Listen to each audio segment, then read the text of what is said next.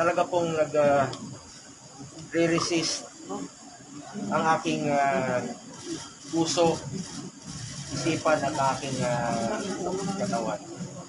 Dahil hindi ko po ito napaghandaan yung pagtakbo bilang presidente.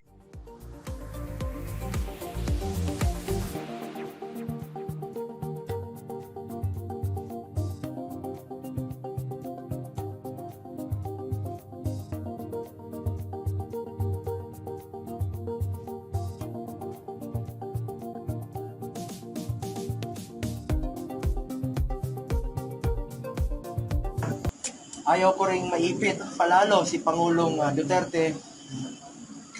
Higit pa po sa tatay ang pagmamahal ko po kay Pangulong Duterte. Matanda na siya at marami na siyang naibigay sa bayan. Kung kaya ayaw ko lang dagdagan pa ang kanyang problema.